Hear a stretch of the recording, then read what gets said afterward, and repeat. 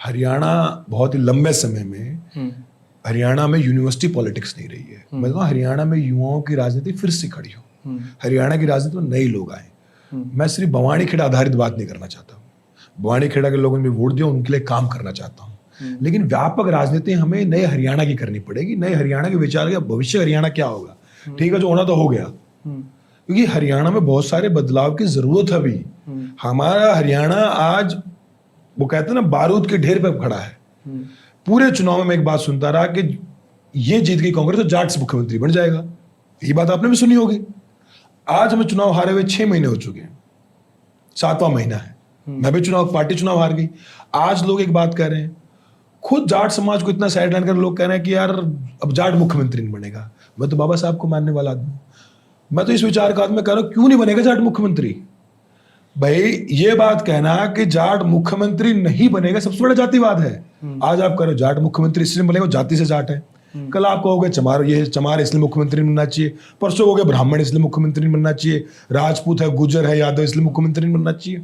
जो काबिल है वो मुख्यमंत्री बने हरियाणा में भविष्य में। सिर्फ इसलिए कोई आदमी ना रुके कि वो इस जाति का है। बाबा साहब ही तो कहते हैं कि जाति के खिलाफ लड़ाई है। तो हरियाणा को बाबा साहब और सर छोटराम के विचारों को हरियाणा बनाना है। मेरा सपना ये है, यहाँ पे कोई भविष्य में ये ना कहे कि इसकी जात जाट इसलिए मुख्यमंत्री नहीं बनेगा, इसकी जात चमार है सिर्फ इसलिए मुख्यमंत्री नहीं बनेगा, इसकी जात गुजर है, यादव है, ब्राह्मण है, राजपूत है, ये नहीं, जो काबिल है वो बने। और दुर्भाग्य की बात है, असमंजस की बात है कि हरियाणा का सबसे एक ऐसा व्यक्ति मुख्यमंत्री जो इस कुर्सी के लायक नहीं है आज। ये कैसे कह सकते हो आप यार? लोगों ने चूज किया उनको, I mean sorry choose is a wrong word, लोगों ने इलेक्ट किया है। ये आपको शोभा नहीं देता है। शोभा नहीं, मैं एक बात कर रहा हूं कि आप रणदीप सिंह सुरजेवाला, दूसरी आपको मैं जवाब दूंगा मैं। हाँ जी, सॉरी रणदीप सिंह सुरजेवाला, रणदीप सिंह सुरजेवाला एक जनसभा को संबोधित करते हैं। मैं कह रहा हूं क्यों मैंने कहा मैं इस पोस्ट के लायक नहीं है।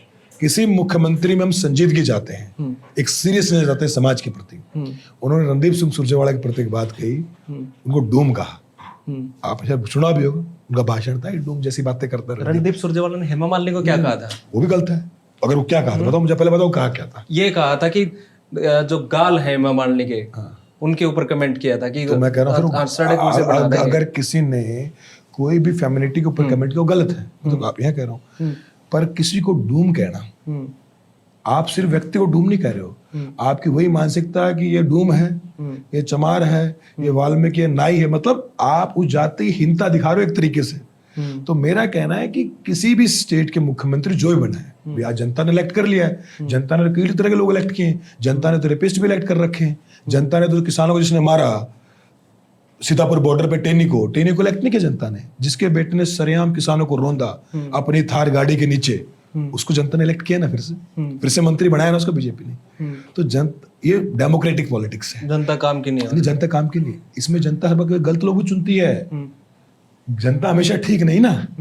भाई टेनी के बेटे को चुन लिया, जनता हमेशा ठीक नहीं, आप कैसे कह सकते हो? मैं उसी पे आ रहा हूँ। देखिए, अच्छा मैं आपको किसी भी एक कोई भी व्यक्ति स्वतंत्र विचारों की बात करता है, वो व्यक्ति आलोचना करेगा, वो जायज है। तो मुझे सिर्फ वोट लेने किसी इसलिए वाहवाही नहीं कर सकता मैं। इसी जनता ने सीतापुर में टेनी को चुना, जिसके बेटे ने सरेआम किसानों को जीप के नीचे रोंद के मार दिया। सर आप टेनी तो छोड़ो, पंजाब में वो भी इलेक्ट होके आए हैं एक एमपी, जो अमृतपाल सिंह। हाँ, तो मैं एक बात कह रहा हूँ, मतलब उसी पे आ रहा था, आप आगे मुझसे पहले उस पर जनता ने उसको भी चुना है, जो सरेआम अमृतपाल सिंह, जो देश की पूर्व प्रधानमंत्री के बारे में सरेआम उल्टा सीधा बोलता है, व्हाटएवर जो भी कहता। तो मेरा कहना है कि ये तो फर्स्ट पास द पोल सिस्टम है जो हमारी डेमोक्रेसी है। इसमें अगर कोई इलेक्ट हो गया किसी भी तरीके से, जरूरी नहीं हमेशा सही हो, कई बार गलत लोग इलेक्ट हो गए, बहुत सारे, मैंने आपको उदाहरण दे दिया है। ये खूबसूरती है डेमोक्रेसी की, खूबसूरती भी कमी भी है।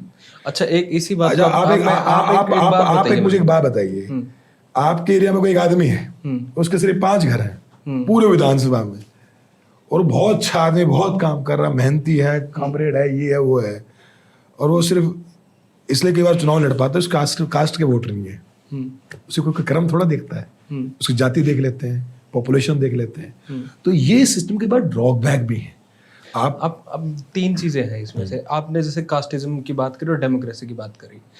कई एंथ्रोपोलॉजिस्ट हैं, उनका ये मानना है कि जो कास्टिज्म है, उस कास्टिज्म का सबसे बड़ा एक ये रोल भी है, और कास्टिज्म की वजह से डेमोक्रेसी पे जो इफेक्ट हो रहा है वो ये है कि लोग ये मानते हैं कि कास्टिज्म है इसीलिए डेमोक्रेसी भी सरवाइव कर पा रही है, क्योंकि लोग ये मानते हैं कि उनके बंदे का नंबर आज नहीं तो कल आ जाएगा।